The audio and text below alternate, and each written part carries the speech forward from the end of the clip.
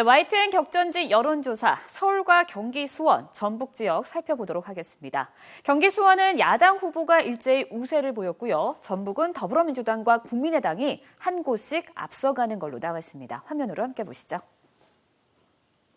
네, 먼저 서울 중랑을입니다. 새누리당 강동호 후보 34.7%, 더불어민주당 박홍근 후보 31.7%로 3%포인트 차이입니다.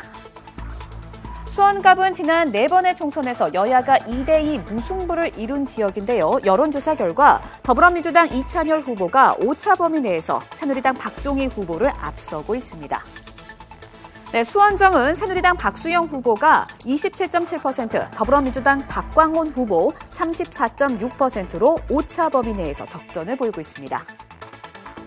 네, 전북 두 곳 더 살펴보도록 하겠습니다. 전주을은 더불어민주당 최영재 후보가 38.8%의 지지율을 보이고 있고 정운천 후보와 장세환 후보가 그 뒤를 잇고 있습니다. 네, 무려 8명의 후보가 난립한 전북 남원 인제 순창에서는 1위와 2위의 초접전이 벌어지고 있습니다. 더불어민주당을 탈당해 무소속 출마한 강동원 후보가 23.7%로 현재 1위지만 더불어민주당 박희승 후보 또 국민의당 이용호 후보와 접전을 벌이고 있습니다. 네, 이번 조사는 YTN이 마크로밀 엠브레인에 의뢰해 지난 2일부터 4일까지 진행이 됐고요. 오차 범위는 95% 신뢰 수준의 플러스 마이너스 4.4%포인트입니다. 자세한 내용은 YTN 홈페이지와 중앙선거 여론조사 공정심의위원회 홈페이지에서 확인하실 수 있습니다. 예, 류지연 앵커가 전해드린 격전지 말고도 진짜 격전지 너무나 많습니다. 그래서 오늘 이 지역, 류지연 앵커가 소개한 지역 말고 또 다른 지역의 격전지 일단 저희가 분석해보죠. 오늘도 여러분과 함께 여러 가지 이슈를 분석해 주실 네 분 스튜디오에 모셨습니다. 최영묵 전 월간조선 편집장, 그리고 정치평론가시죠. 유용화 박사, 박지훈 변호사, 한국범죄학연구소 연구위원이신 김복준 박사님 네 분 나와 계십니다. 어서 오십시오. 안녕하십니까. 예. 자, 우리 오늘 이번에는 성동갑부터 한번 가보죠. 성동갑 한번 화면으로 보여주시겠어요? 성동갑은 김동성 후보와 더불어민주당 홍익표 후보, 새누리당 김동성 후보와 더불어민주당 홍익표 후보가 맞붙고 있는데요. 지금 하면 이거 똑같네요. 예? 36.2대 소수점까지 똑같네요. 이게 한 번씩 국회의원 하시던 분들이죠, 그죠?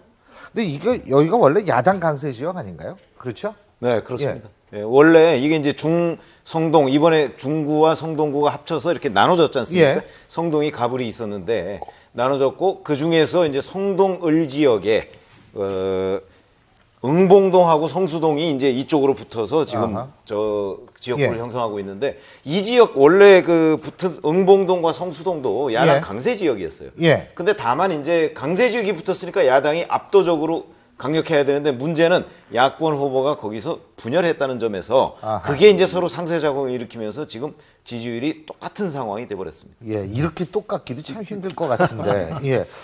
자, 강서을을 한번 가보죠. 강서을 같은 경우에는 3선에 도전하는 김성태 후보와 그리고 더불어민주당 진성준 후보가 맞붙고 있는데, 자, 지금 화면에서 보시지만 김성태 후보가 45.5, 진성준 후보가 30.3입니다. 어떻게 분석하십니까? 이 지역은 김성태 후보가 상당히 그 여건이 어려울 때도 당선된 곳이죠. 그러니까 상당히 밑에 표박거리를 잘하고 있는 지역으로 알려져 있는데요. 예. 진성준 후보도 뭐 더 여론조사를 더 봐야겠죠. 지금 현재는 이렇지만은. 근데 재미있는 사실은 이제 어떻게 보면 김무성과 문재인의 대리인들이 붙는 거 아니에요. 그렇죠. 김무성의 최측근이죠. 완전 김성태요. 그리고 또 문재인 전 대표의 최측근이 진성준 의원입니다. 그래서 그 표대결에서 결과가 뭐 서울 지역의 뭐 판세는 나오겠지만 김무성 문재인의 대리인이 붙는 것이다. 뭐 그렇게 우리가 또 한번 얘기를 해볼 수도 있을 것 같아요. 예, 대리전이다. 근데 분명한 건 저희가 거듭 말씀드리지만 여론조사라는 건 일종의 우리가 추세를 읽어야지 하나의 여론조사만 딱 봐가지고 이거 우세하다 이러고서 우리가 판단하는 거는 좀 위험하다 이런 말씀을 드리고요. 자, 다음에 강북을로 가볼까요? 강북을 보여주시죠. 여기는 박용진 후보와 안홍열 후보가 맞붙는데 안용열 후보가 여기서 4번째 나오는 거라고 그러더라고요. 그죠? 세 번째. 세 번째가요? 참전 사기죠. 세 번째 나오는 거군요. 세 번째 나오는 건데 박용진 후보가 지금 조금 앞선 여론조사죠. 사실 조금 강북을 자체가 야당 텃밭이고 야당세가 강하다 보니까 후보가 난립한다 손 치더라도 안홍열 새누리당 후보가 못 쫓아가는 그런 형국입니다. 그 차이가 상당히 많이 나고 또 적극 투표층에서도 사실 박용진 더불어민주당 쪽이 많이 유리하기 때문에 아마 이변이 없다면 강북을 쪽은 조금 더불어민주당 쪽이 난립한다 하더라도 유리한 상황이 아닌가 생각이 듭니다. 예, 두 사람이 고등학교 선후배예요. 아, 고등학교요? 후배죠, 박용진 후보가. 훨씬 후배죠. 훨씬 후배죠. 예, 그래갖고 아마 이 고등학교 동문회에서도 상당히 힘들어하는 것 같더라고요. 어디를 이제 도와줘야 되는지. 그때는 그냥 제비 뽑기를 하든지 뭐 이런 후원금을 내더라도 아니면 사다리 방법도 있죠, 있기야. 예. 자, 이제 서울 관악을로 가보겠습니다. 서울 관악을 오신환 후보와 오신환 후보가 지금 여기 선두로 달리고 있다고 하는데요. 새누리당 오신환 후보가 지난번에 재보선으로 들어왔죠. 예, 그래서 그 당시에도 사실은 정태호 후보하고 붙었었는데 정동영 전 장관이 그 지역에 나오면서 사실은 야권표가 분열되는 바람에 그 오신환 후보가 어부지리를 얻은 데거든요. 그런데 이번에도 이제 이행자 후보가 국민의당 후보로 나와서 사실은 서울에서는 국민의당 후보로서 굉장히 많은 득표를 지금 하고 있어요. 19% 정도라면은 이번에도 또 정태호 후보와 이행자 후보가 합치면은 뭐 충분히 오신환 후보를 이길 수 있음에도 불구하고 지금 그 분열이 됨으로써 그 오신환 후보가 1위를 유지하고 있는 그런 형국입니다. 관악을은 전통적으로 호남 출신들이 한 유권자 한 40% 가까이 되는 것입니다. 그래서 계속해서 야당이 이쪽을 했었죠. 그래서 지난번 18대 때도 그러니까 그 골고루 나눠가지지 않았습니까? 그 이상규 당시에 통합진보당 이상규, 그 다음에 김일철 전 구청장 상당히 득표력이 있는 사람입니다. 그렇죠. 그런데도 불구하고 30%대를 가져갔는데도 이상규 의원이 됐습니다. 보궐선거에서 이제 결국 나눠졌던 것인데 저는 이번에 이행자 후보의 그 19% 상당히 주목할 만한 것이다. 지금 이제 뭐 하여튼 그 국민의당 자체 분석에 따르면 호남에서 상당히 바람이 올라오고 있다고 얘기하고 있지 않습니까? 만약에 수도권으로 북상한다 그러면은 서울 지역에서 가장 처음 만날 수 있는 데가 관악입니다. 관악이 사실로 호남의 유권자들은 대부분 이렇게 개별적으로 분리 투표를 안 하고 전략 투표를 한꺼번에 해버립니다. 어느 후보를 밀자, 어느 당을 밀자 이렇게 가거든요. 근데 그런 부분들이 만약에 관악에 있는 호남 유권자들이 의견 통일이 이루어진다 그러면은 상당히 관악을의 선거 결과가 상당히 흥미진진하는 그게 나올 수도 결국 있어요. 호남의 그 정서와 호남의 상황을 반영할 가능성이 높은 거 아니겠어요? 그렇습니다. 예, 한번 지켜보죠. 자, 이번에는 신설된 지역구입니다. 경기도 수원문인데요. 여기는 더불어민주당 김진표 후보, 새누리당 정미경 후보와 더불어민주당 김진표 후보 둘이 맞붙고 있는데, 자, 지금 이 여론조사는 지금 이렇게 김진표 후보가 앞서는 걸로 돼 있는데 이게 시시각각 지금 뭐 그럼요. 다른 여론조사는 또 다른 결과가 나오고 제가 있습니다. 본 게 제가 눈 착각인지 몰라도 어떤 결과에서는 정미경 후보가 앞서는 경우도 많거든요. 결국은 여론조사라 하는 게 정말 추세만 봐야 되는데 이 수원무 지역구에 한해서는 추세보다는 정말 계속 박빙이다. 어쩌면 여론조사 방식에 따라서 약간 달라질 수도 있고 뭐 유선으로 하든지 휴대폰으로 한다든지 지금 봤을 때는 45.9하고 29.5면 어떻게 보면 김진표 후보 쪽이 좀 안심할 수 있는 그 정도 차이임에도 불구하고 다른 여론조사 보면 정비용 후보가 또 많이 앞서는 경우가 있거든요. 그래서 한치 앞을 예상할 수 없는 경우가 아닌가 생각이 듭니다. 저한테도 여기 그 경기 지역에 산다고 이렇게 자주 오는데요. 지금 말씀하신 것처럼 수시로 각각 보내는 후보들마다 자기가 유리한 거 보내는데요. 그런 거 있는데 근데 이제 김진표 후보 쪽으로는요. 그 수원 쪽에 있는 분들이 불만 요인이 그거예요.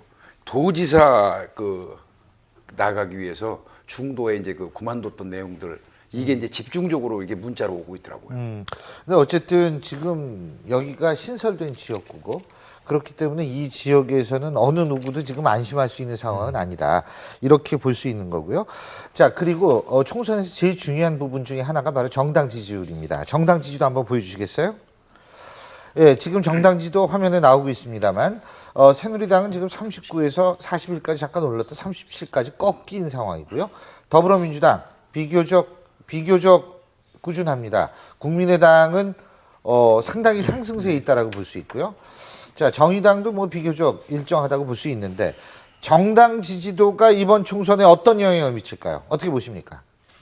정당 지지도는 실질적으로 선거가 다가올수록 과거의 사례를 봤을 때는 올라가고 결집하는 것을 보여주는 그래프입니다, 실제로. 근데 지금으로 봤을 때는 만약 정당 지지도 내려간다 그러면은 그 정당의 전통적인 지지 계층들이 이완하고 있다는 걸 우리가 볼 수가 있는 것이죠. 만약에 그런데 올라간다 그러면은 그 정당의 지지 계층들이 결집하고 있다. 이렇게 선거가 다가올수록 그것은 그렇게 분석할 수 있을 것 같아요. 그러나 기본적으로 보면 사실은 이 대선이나 이런 걸 보면 정당 지지도가 굉장히 큰 의미를 갖고 있는데 총선의 경우에는 각각의 지역구에서 인물 경쟁력이 더 큰 요인을 가지고 있거든요. 그 얘기는 무슨 얘기냐면 무소속 후보들이 어느 지역 특정 지역에서 강세를 보이고 있는 경우가 있고, 그렇기 때문에 제가 보기에는 정당 지지도라는 것은 총선에서는 그렇게 큰 변수는 아니다. 다만 특정 지역으로 뭉쳐서 예를 들어서 뭐 어느 지역에서 예를 들어서 부산 같은 데서 새누리당 지지도 같은 건 굉장한 영향을 미치지만 수도권에서 정당 지지도보다는 저는 개인 경쟁력이 더 앞선다고 보고 있습니다. 그러니까 국민의당의 지지율은 의미가 있는 상황이 아닌가 생각이 듭니다. 4%면 절반 정도가 올랐거든요. 그리고 최초 창당했을 때 그 지지도에 비슷하게 지금 육박하고 있습니다. 저 상황이라 그러면 다른 정당이 지금 모여가지고 반사적 이익이 있는 것도 있지만 어떻게 보면 대안적인 어떤 희망이나 이런 걸 찾는 게 아닌가. 저 지지도는 상당히 의미 있다고 저는 생각이 좀 듭니다. 그리고 과거의 사례 보면 이렇게 그 총선 때 지금은 워낙 이 여야 저는 지도부가 너무 점잖은 것 같아요. 과거에 뭐 삭발도 하고요, 그냥 엎드려 절도 하고요, 그렇죠. 막 그랬습니다, 실제로. 삭발했었죠. 왜 나를 지지하는지. 왜 아니 그러니까 지도부들이 정당 지도부들이요? 지도부들이 막 그랬어요. 그런데 그런 건 왜 그랬냐면 결국은 이 서울이나 수도권 지역에서는 결국 1% 내외의 싸움이 워낙 크거든요. 그것은 바로 정당이 어떤 형태를 보여주느냐, 어떤 이미지를 가져가느냐, 또 지도부의 어떤 액션이라든가 워딩이 어떻게 나타나느냐, 이거에 의해서 실제로 그 1% 내외가 오락가락하기 때문에 상당히 최근에 정당 지도가 저는 뭐 또 주말이 더 중요할 것 같은데 주말의 정당 지도를 보면은 이번 총선의 어떤 향배도 어느 정도 짐작할 수 있다라는 생각이 듭니다. 그 정당 지지도에 대해서는 제가 사실 최 편집장에게 좀 여쭤볼 게 있었는데 시간 관계에서 넘어가겠습니다. 이 시간 때문에 참. 자. 어쨌든 지금 새누리당이 지지율 좀 아까 보시듯이 정당 지지도는 하락 추세로 나타나고 있습니다. 그래서 정말 김무성 대표 속이 타고 김종인 대표도 역시 정치된 지지율 때문에 속이 타고 있는데요.